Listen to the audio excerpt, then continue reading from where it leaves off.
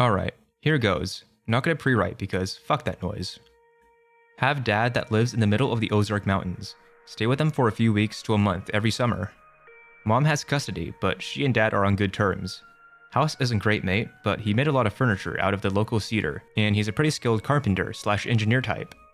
Has his own sawmill and woodshop that brother was with me, used to make candlesticks and tables and things when we got older. House had this little screen wall porch, important later, on the side 90 degrees away from the door.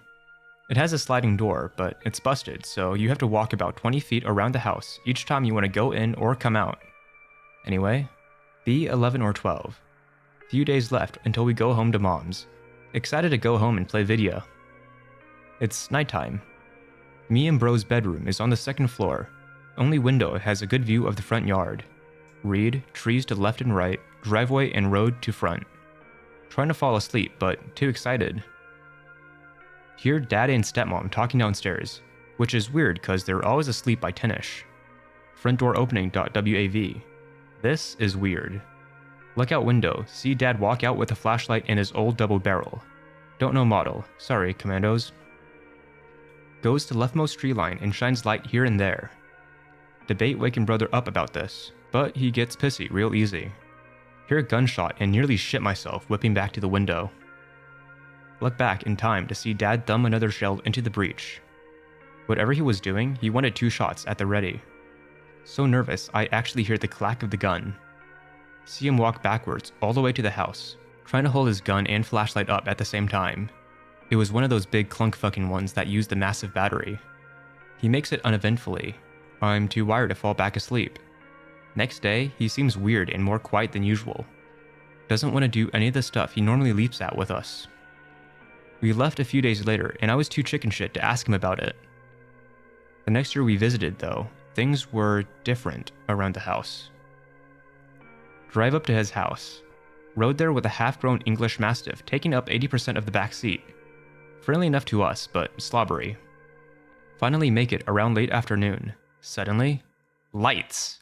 Fucking everywhere. Floodlights at each corner of the house. Lights on posts. Goddamn Christmas lights strung up around the outside. Honest to God watchtower set up on 3 sides of the house. Sawmill's been moved. New platform on top of the woodshop. 4 or 5 new guns. All high-powered rifles. Again, no model because I was a kid. All I have now is a 700 ADL for deer hunting. My fuck. There's even a concrete bunker. It's Kay's wet dream. And before fake, I shit you not, my dad's place is still set up like this. It was in the days before camera phones, early 2000s, and it never occurred to me to take pictures of his shame until now. Ask him what it's all for. Platforms. Ah, they're deer stands. 4 of them, all within 200 feet of the house? Bunker? It's auto maintenance. Nice roof on your auto maintenance pit. The lights? To make the place more cheery. Or to blind commercial aircraft. The dogs and guns? To keep weirdos off the property. The ways he answered my questions still bugs me. They sounded 100% rehearsed. Anyways, thanks for reading past all the expository bullshit. Needed to set the stage for next post. Right, now for the shit my dad doesn't like talking about. Go to bed that night. There's a new heavy curtain on the window. Why? Because the lights are always on. Wake up that night to a gunshot. Look outside. My eyes.jpg. See dad on one of the deer stands, working the bolt on one of his new guns. Something's up. Next morning, he's practically vegetative. Ask him about last night. Trying to get us a deer to barbecue. Shrug.gif. Ask if I could go outside and play. He thinks for a moment and says, yes, but not to go off into the woods. Super intense eyes when he said that last thing, despite being raccoon-eyed. Go outside. Make a beeline for the stand he was on last night. Feet clink on a pile of 30 caliber shells. If you've been doing your math, all the new gear, plus those expensive-ass rounds, should be adding up to quite a sum. His job's not terrible, but that crap must have been expensive. Fast forward a few days. Dad got a pig from one of his neighbors. Closest one is at least 5 miles in any direction, and we spent the day learning to barbecue properly. Dad has the shoddy on standby, and Fonzie, his old German shepherd, nearby the entire time. That evening, we're all sitting on the screen porch, licking our fingers when Fonzie starts barking his head off, staring at the ravine behind the house. The dogs on the other side start barking and growling too. Dad starts up and nearly knocks the plate off his lap. He grabs the gun and stares down the ravine. "Cat." "Stepmom." "Take the boys inside." Suddenly, hear the sound of branches snapping from trees near the bunker. We're being flanked. Brother and I are swapping nervous glances, just about pissing ourselves. Without a word, Dad hands Kat Fonzie's leash and takes the rear while she leads us inside. Once inside the greenhouse, it's a straight shot to the door and the 6 of us go in. Dad grabs a flashlight, a new gun, and a bug-out bag filled with rounds and goes outside with Fonzie. Kat tries to keep us entertained with a stash of old kids' tapes, but neither of us are interested. Brother wants to go out and help Dad. I'm pissing my britches. Is this guy British?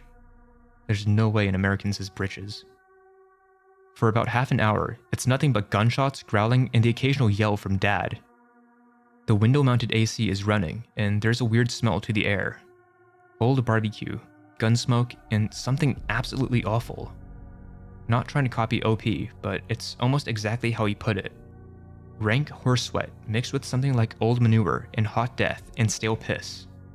Kat decides to risk it and opens the door to see what's going on.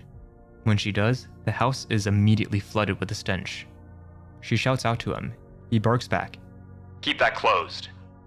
She keeps that closed. Eventually, bodily needs overcome fear, and I walk off to the bedroom. It's set on the wall that faces the ravine. This next bit's gonna sound seriously fake, but it's the reason I keep all of my windows covered to this day.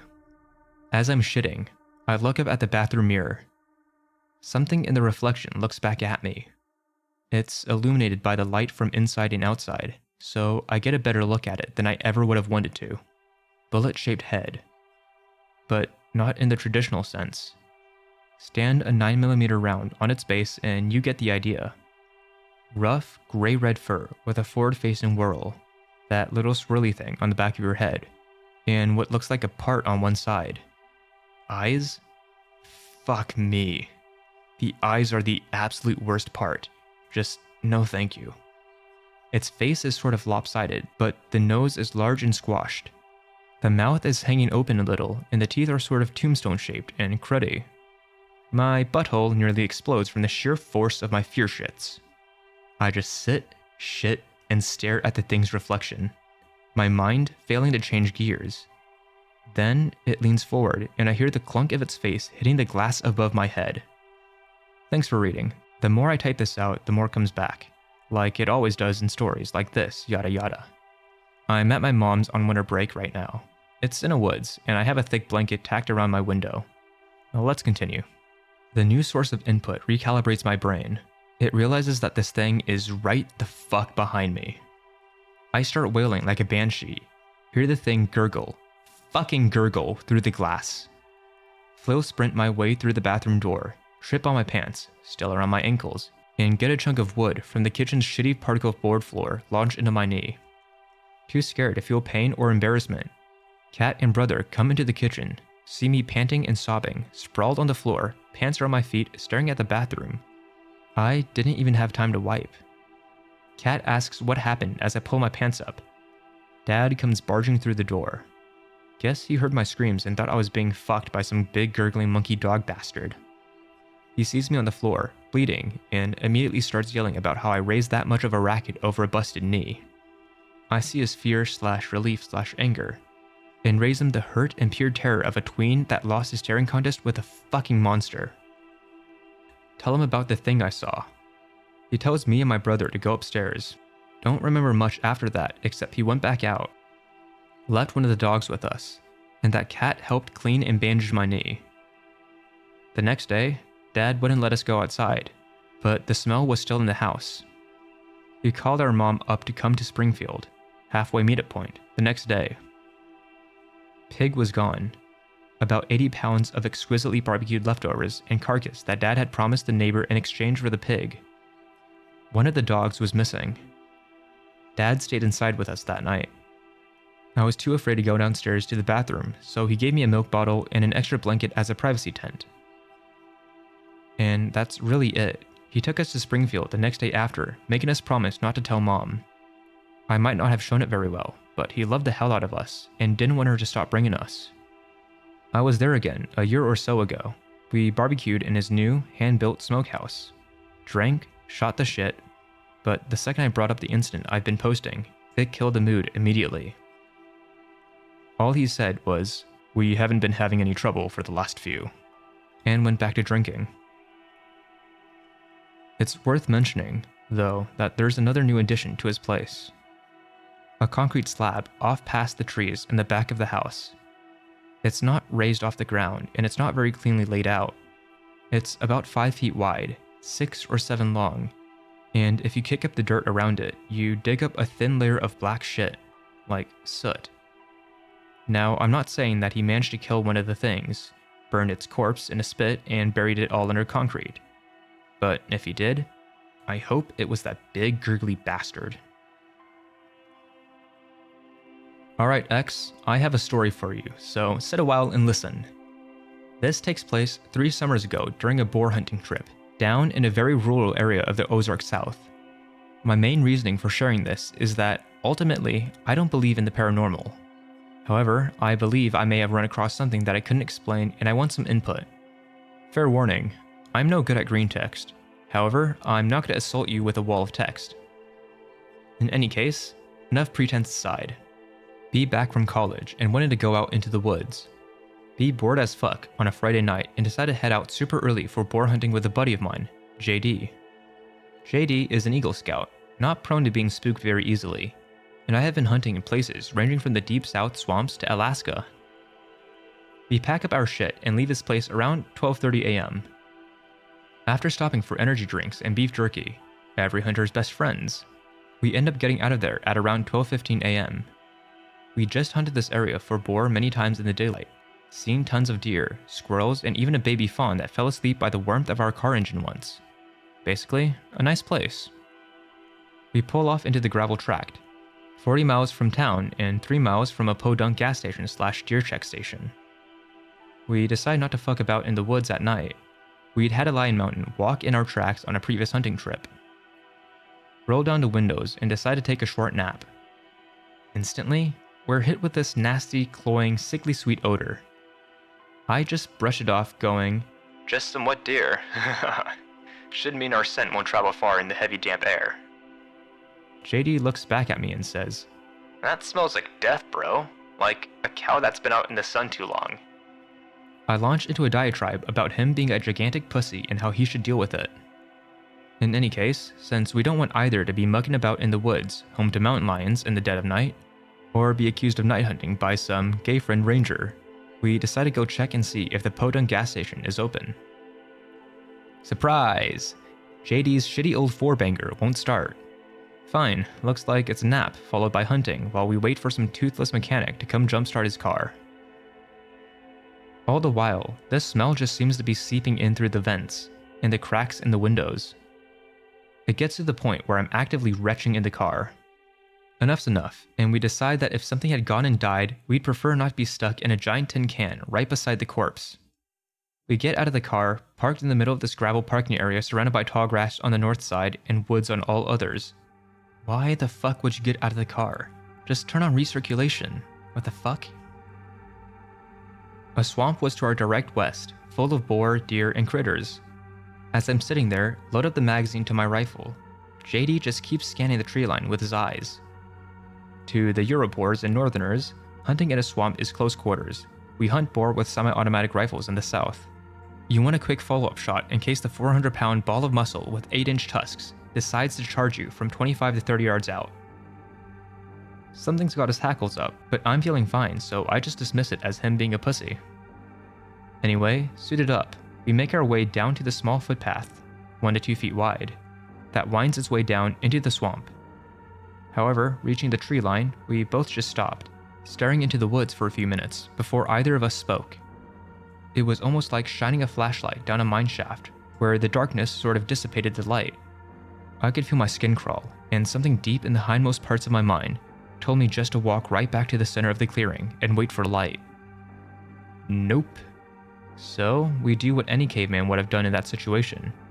We grunted out a few excuses to preserve our manhood, and went and sat the fuck down by his car. Like, fuck, I'm going to bumble through the woods with a mountain lion, weed growers, and God knows what else at 3:15 by that point in the goddamn morning. The mood lightened, and the smell seemed to recede a bit, so we just busied ourselves checking our rifles and talking about girls, politics, and history. We're a weird bunch. After a while, the smell started coming back, and we began to voice our concern that something that smelled fucking dead was moving around. As the smell starts growing more and more oppressive, I hear branches and twigs break in the undergrowth. Whatever it is, it's moving. I don't like that one bit. At this point, I'm thinking it's a mountain lion that's covered in gore from a recent kill that's about to go full territorial mode. That wouldn't have been out of the question, but it wasn't. As I strained to hear where it was, I noticed that the snapping didn't come from the pat pat pat pat of a four-legged animal. It resembled the crunch, crunch, crunch, crunch of a novice hunter picking his way through the undergrowth. My first thought was that we either had a ranger with a sick sense of humor, or a drug grower with a great sense of humor, or worse, a motherfucking serial killer. Either way, weapons were shouldered, bolts closed on loaded chambers, and lights pointing towards where the sound was. Nothing.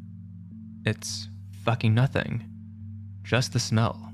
And a slower now, crunch, crunch. And it stops. The smell is everywhere now.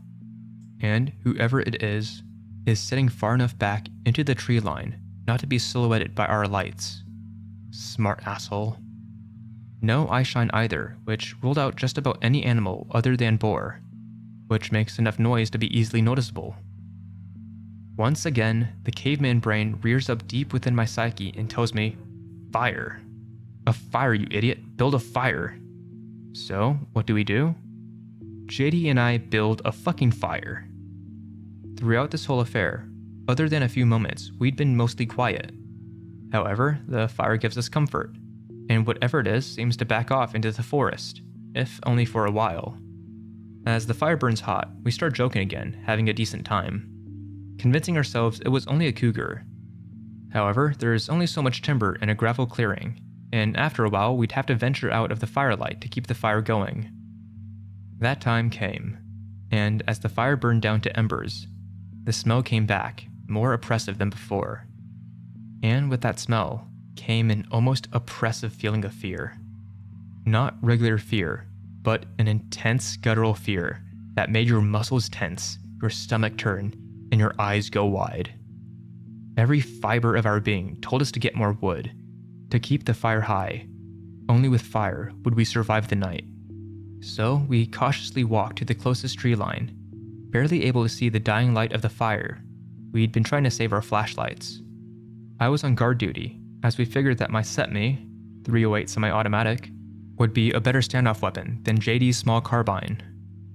I'm tacticling the fuck out at this point, adrenaline flowing from a profound feeling that something just isn't right. JD leans down into the undergrowth to pick up a stick, reaching into the tree line. He screams and falls backwards while branches break right in front of him. He gets up, freaking out, dusting himself off, saying he saw something, staring at him first. Sunken eyes, a thick brow ridge, ashy gray skin. Then it smiled at him. Not so much smiled, but curled back its lips into a Cheshire grin. We are at NopeCon 1, gentlemen. I'm going to ignore the next hour of this hopscotch game with the fire dying and the smell growing more intense. Him, as we call it now, drawing nearer, building the fire back up, and him retreating back to stay away from the firelight. However, it should be noted that this entire time, he was circling us, probing our defenses, seeing if it could find a way to get up close without being seen. By the time 5 a.m. rolled around, we'd exhausted almost all of the dry firewood that wasn't within the tree line, except for the tall grass on the northeast side of the road in. We, of course, do what we have to do, and slowly pick our way over to the tall grass. By this point, I have taped a flashlight to my rifle, and switch it on as we leave the firelight to get some dry grass. As JD is filling his hands with tinder, I check my right-hand side and look down the road. I wish I hadn't. Just as I swing my flashlight over to the road, I see him for the first time. It's grayish black, with either sloughing skin or matted gray fur. I honestly couldn't tell. It crossed the 10-yard wide track what seemed like instantly. Hunched over, maybe 5.5 to 6 feet tall, moving like a gorilla does. It's over. Something in my head just starts screaming, it's over. It knows you've seen it. It's not just territorial. It's circling like a predator. It is a predator. That feeling hadn't been one of fear, but of impending predation. Somehow, the lower parts of our subconscious had known what was going on long before we did. In any case, we ran back to the fire, popped the dry grass on top, and waited for the smell to recede. It didn't. It was close. Very close. And this time, it wasn't moving. So we pushed out and got in the trunk of JD's car and listened as it passed behind the front of the car back into the trees. In a burst of brilliance, I decided that we either make the 3-mile run through the dark countryside to the gas station and pray the lights are on, or we build a fire big enough that one of the farmers or someone driving the main road can see it. We end up deciding that sprinting 3 miles through the dark countryside, guns on our backs, could at worst get us devoured by him or shot by a terrified farmer. So we do the next best thing. I pull a fucking small tree out of the ground. I'm not talking about a bush. I'm talking a small 8 to 9 foot tree. It's amazing what adrenaline can do for you. So much adrenaline where your facial muscles are drawn tight and your eyes dilate to being nearly black. JD's description of my face. In any case, the fire burns bright. Very bright. And after a while, he retreats further into the woods. This fucking tree burned a long-ass time. Eventually, maybe 30 minutes after throwing the tree on fire, 3 lifted trucks come barreling down the road and flying into the gravel parking area. The first truck had an obscene amount of those off-road lights on the bull bar and roof, which lit up the whole glade like a fucking sun. The smell almost goes away entirely, still there but almost imperceptible. No one gets out of the first truck. A man wearing a National Guard t-shirt and ACU pants hops out of the second truck with his hands on his hip, concealed pistol. He questions us for about 10 minutes, makes us disarm, clear our chambers, and set our rifle in JD's car. He tells us there's a burn ban, we shouldn't be out here fucking around, etc., etc. We explain our car died when we came out hunting and made that as a signal fire. He just looks at us strangely at the word hunting, walks back to truck number 1, comes back, tells us not to come back there unless we have all our ducks in a row. Truck 3 drives over and a man hops out to jumpstart our car. I shake his hand and thank him profusely, and he gives me a worried but sympathetic look. He doesn't say much, but walks back to his truck and drives away. Truck 2 drives away shortly thereafter. Once we've got all our shit packed up, Truck 1's window rolls down, and a rather fat man in a polo calls me and JD over. There's no boar here, boys. If you're hunting for boar, you'd best be looking further on down the road. At least on the other end of... County redacted. Bullshit. Tons of boar in there. But I don't say that. I'm not going to mouth off to the hillbilly militia that just saved my life. So I thank him for his advice. JD and I get back in his car, debating whether he had gone away with all the commotion. Just as soon as Fatty McLightbar had pulled out, the smell returned yet again. Nope, we're out. Hop on the gravel road, drive to the highway, drive past a few farms, and make our way towards the western border of County Redacted. We notice we're being followed by a small white Honda. Guess who's sitting in the front seats? Fatty McLightbar and Hillbilly Militiaman. They follow us, all the way out of that county, then turn around. So ends my experience. It's hard to get Greentext to express emotion, the exact description of the smell, or the fucking primal fear we felt. I wrote an after-action report of sorts the morning after that hunt, but haven't been able to find it after I moved, hence the Greentext. In any case, I've debated going back with more than 2 people to hunt him, but I'd like to know exactly what I was dealing with. This is, of course, not touching the fact that the Hillbilly Militia Patrol seemed to know more than they were letting on. Ideas, X-Files? Uncle was dying of cancer. On hospital bed. Doctors said he had 1 day left to live. Sad. Go to my room and lock the door. Randomly decided to do a blood sacrifice by sacrificing my life for his.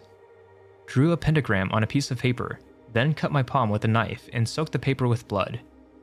Prayed that my uncle gets better in exchange for my life. Next day, uncle makes a miraculous recovery. This was just a coincidence, right? Anon is so fucking dead. So, let me describe how I spent the last 3 summers. Live in Ohio. Couldn't fucking be me. Be camp counselor at Innawoods, camping in Hocking Hills region of southern Ohio. Clear Creek Valley is one of the most biodiverse areas in the entire world. Not kidding, more than some rainforests. Nearest civilization is town of Rockbridge. Tiny, many miles away. Everyone lives in cabins with no air conditioning, power, or lights.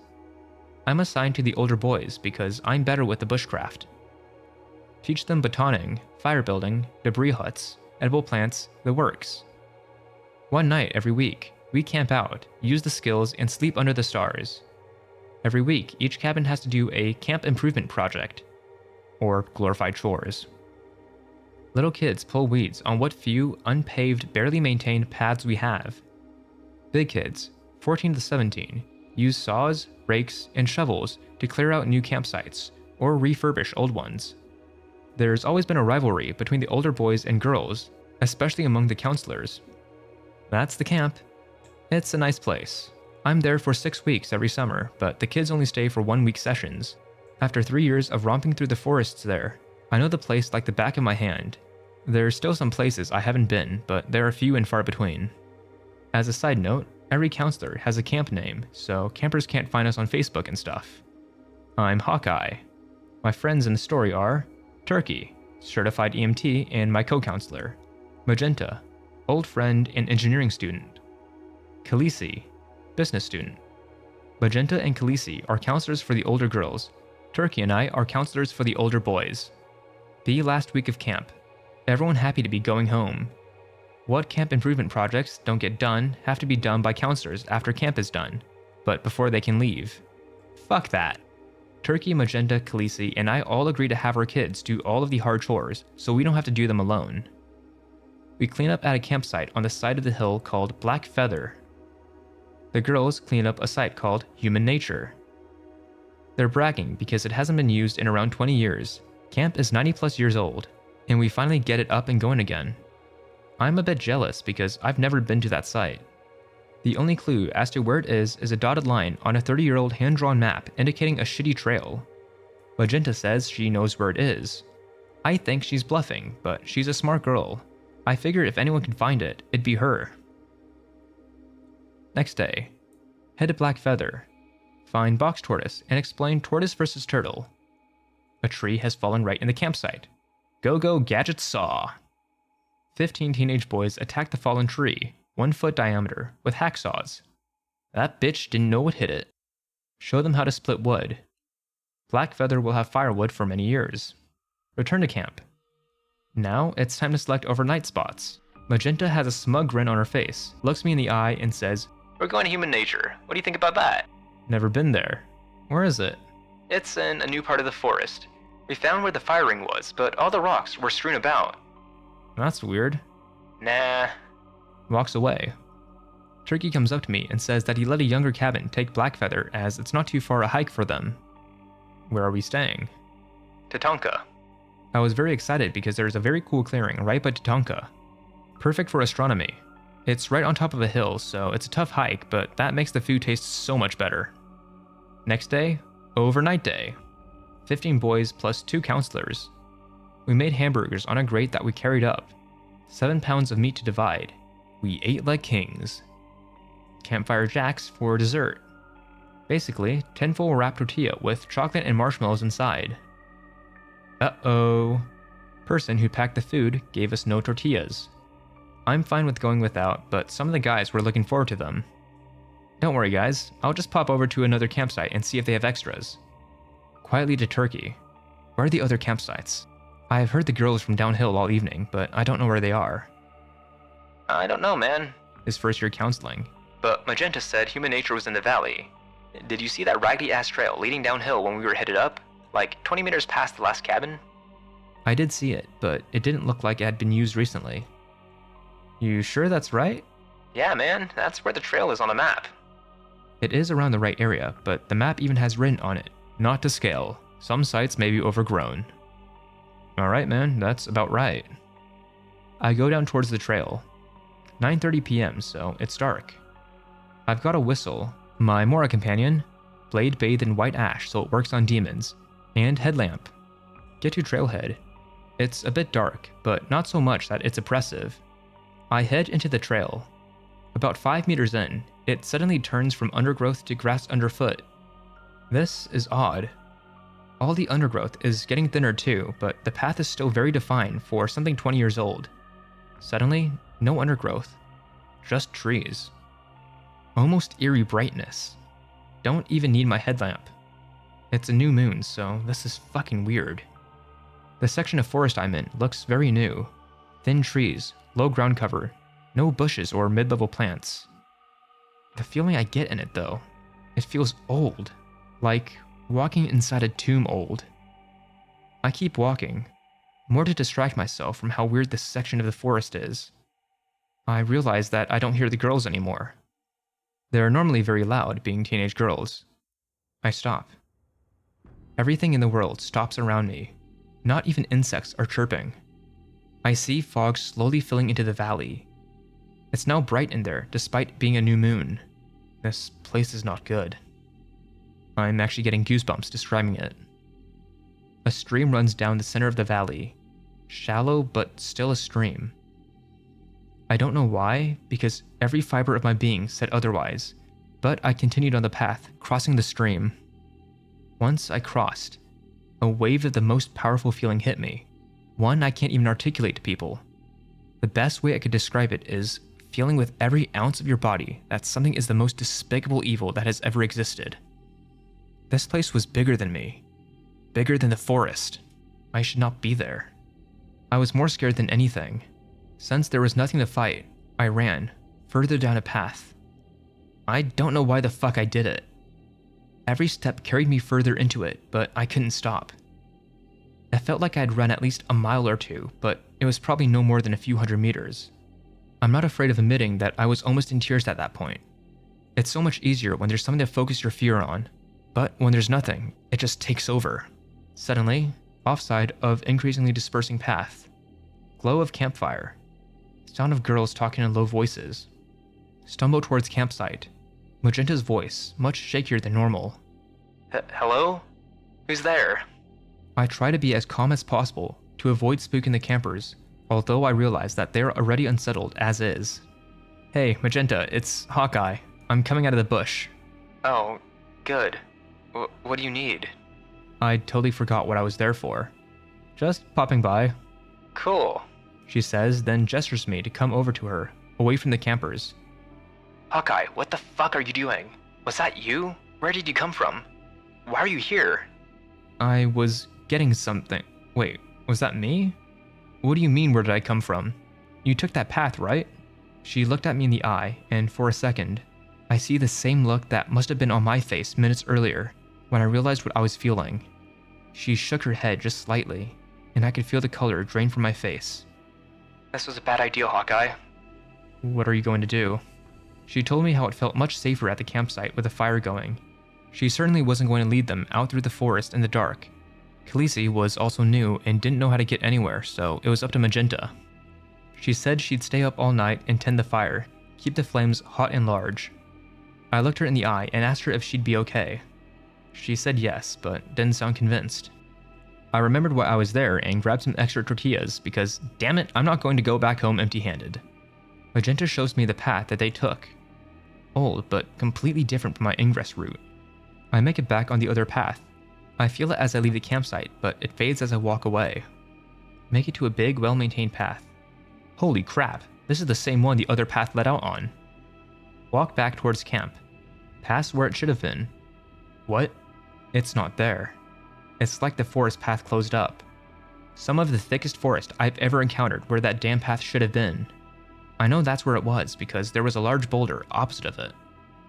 Anyway, make it back to Tatanka, where my boys have been waiting for me. Turkey yells to me as I walk up. Hey Hawkeye, where have you been? Did you walk all the way back to the kitchen? I realize it's like an hour and a half later. Yeah, the girls didn't have any. Come up, let the older boys take over teaching the younger ones how to make campfire jacks. Pull Turkey aside. The girls had tortillas. What? Don't ever go to human nature. There's something else in that forest. What do you mean? I have him look me in the eye. He sees that I'm not joking. Turkey, it's not a good area of forest. Never go there. Okay, man, I won't. We go back to bed, but I can't sleep on my hammock. I kept having dreams about the forest. The next day, wake up. Have campers rekindle fire since it burned down. Pancakes on griddle we hauled up. Clean up site. Pack. Head back to the camp. Get equipment put away. Send campers with Turkey to get showers and stuff. Magenta pulls me aside outside the dining hall, but away from the campers. She has bags under her eyes, obviously from lack of sleep. Hawkeye, did you sleep last night? Not well, I kept having dreams. About the forest? Yeah. Hawkeye, if I tell you something, do you promise you'll believe me? You felt it, you know what it was like. Sure, Magenta, go ahead. Every girl either talked in their sleep last night, or woke up crying at some point in the night. We didn't eat breakfast, we just got out of there. Every girl? Every damn girl. I swear to you, I heard them. I didn't sleep a second, I was tending the fire. I don't know what would have happened if it would have gone out. Okay, Magenta, it's okay, I believe you. That's about it. Go home 4 days later. I don't know what the hell it was, but that's it. Sorry for the long post. I'll compile it into one big image and post it next time. Dude, I know that feeling. Went through an old brickworks near my house. Rumor has it that some kid got stabbed in the tunnels, and as soon as you step into it, you have that feeling of instant dread. You feel as if your body is being gently squeezed by something. Oh, on the master map, which is a hand-painted, contour lines and everything, map on a wooden board, which all the other maps are based upon, there is a red smudge between the path to human nature and the last cabin, right where my path would be. I shit you not. I think someone had a double meaning when they named the campsite Human Nature. Whenever I think of human nature as a concept, I think of conflict, war, hatred, and violence.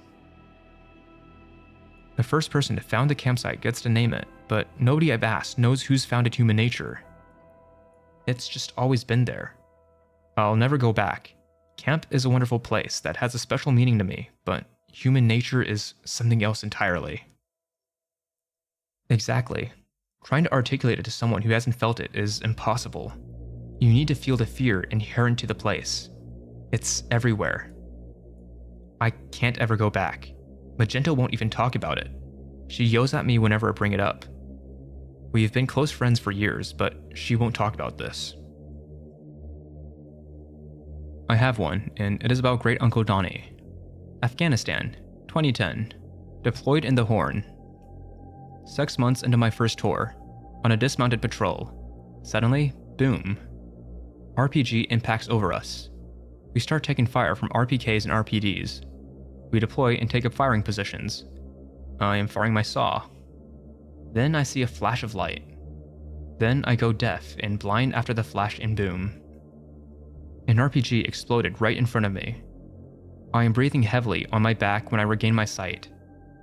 Bleeding from several parts in my body. It fucking hurts, man. All I can think about is when did the sleep the pain off. I feel like someone just punched me in the chest. I open my eyes and see a man wearing an old helmet.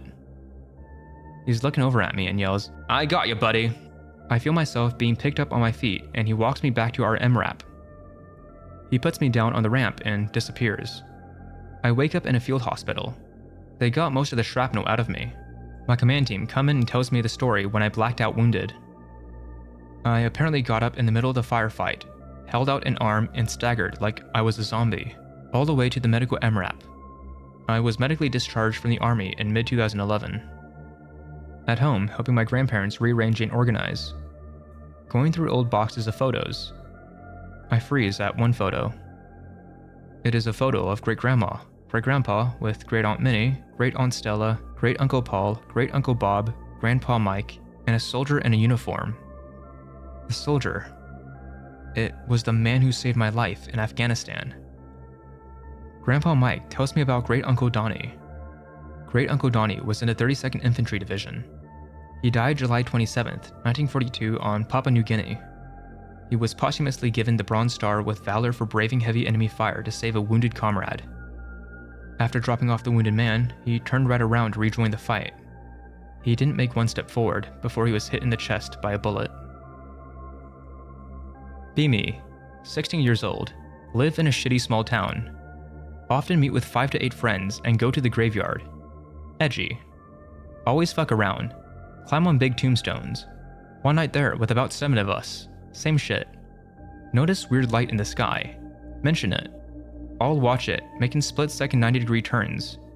Moving fast, turning on a dime. Not like any plane or satellite or shooting star. All of a sudden, it goes up in a mini explosion. No sound. The lighting changes, like the whole environment lighting changes. You know how sometimes at dusk, it's a little blue as the sun goes down? Well, the lighting went about 3 shades different at a snap of a finger. All look at each other and sense something bad. Run away. Long dirt roads through the woods to get back into town from the graveyard. Me and girl are at back of group. Slow down about halfway out. Hear twigs breaking in the woods near us. What the fuck.png. Slow down and look into the bush. See a pale figure. Looks like a kid. Naked. Kind of hunched down, crawling through the woods, slow, with face pointed down. Look at her with some what the fuck type shit. She sees it too. Hang there for a second to make sure eyes aren't playing tricks on me. Nope. Definitely a pale naked thing crawling through the bush. Yell, What the fuck? run fast to catch up with the rest. Didn't look back. Once we catch up, explain to the others what happened. Reconfirm with her what we both saw. Yep, same thing. Be me, now 24. Message girl. Haven't spoken in years. Ask her if she remembers that night and what we saw. Yes. Okay, just making sure. Continue living life. Spooky times.